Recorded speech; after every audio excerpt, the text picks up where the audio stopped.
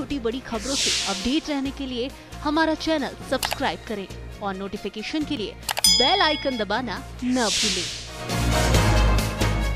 UPSC, IAS, civil service के exam की एक तो फाइनल पर्सनैलिटी टेस्ट की तिथियां थीं जिसमें इंटरव्यू इत्यादि होता है। वो स्वाभाविक था कि इस आपदा के चलते उस तिथियों को आगे करना पड़ा और प्रीलिमिनरी जो इम्तहान होता है सिविल सर्विसेज का वो इसी मौसम में होता है। उसकी तिथि अब आने ही वाली थी या उसकी शेड्यूल करनी थी, परंतु निश्चय स्वाभाविक है इस स्थिति में तो उसके ऊपर बहुत ज़्यादा हम ये निर्धारित करके कह नहीं सकते स्पष्टता के साथ, और इसलिए एक सर्कुलर जारी करके यूपीएससी ने भी स्पष्ट कर दिया है कि 3 मई के बाद इस पर विचार करके चर्चा होगी और पर्याप्त समय दिया जाएगा छात्रों को, एस्पिरेंट्स को। हम मानते हैं कि उन्हें एक जगह से दूसरी जगह हो सकता है सफ़र करके जाना पड़े, यात्रा करके जाना पड़े अपने सेंटर पर अपनी परीक्षा देने के लिए, उसके लिए भी उन्हें समय चाहिए। आप सारी बातों को बड़ी संवेदनशीलता से देख रहे हैं। यूपीएससी के साथ साथ स्टाफ सिलेक्शन कमीशन जो एसएससी है उसने भी इसी तर्ज पर एक सर्कुलर जारी कर दिया है।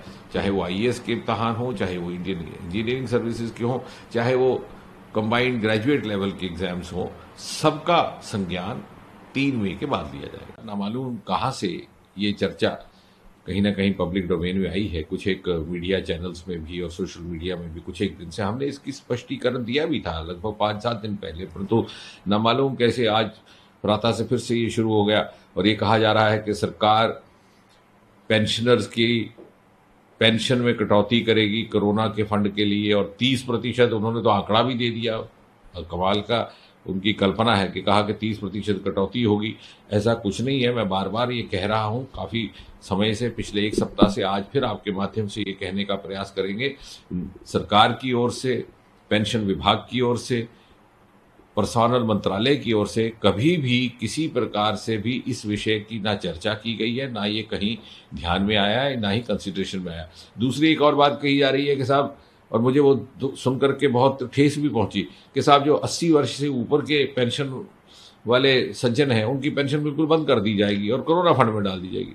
अरे कहीं कोई समझ सकता है, कोई मान सकता है कि मोदी जी के होते ये सरकार इतनी गैर संवेदनशीलता के साथ काम लेगी कि हम समझेंगे कि 80 वर्ष से ऊपर की आयु के जो पेंशन हैं उनको पेंशन की आवश्यकता ही नहीं है।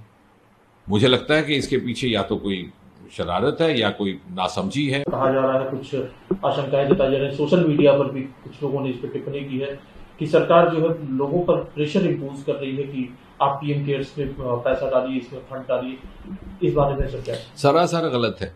आप देख लीजिए डीओपीटी विभाग में, पर्सोनल मिनिस्ट्री में कभी ऐसा सर्कुलर, कभी ऐसी औपचारिक अथवा अनौपचारिक चर्चा हुई हो, सूचना हुई हो, बात हुआ हो।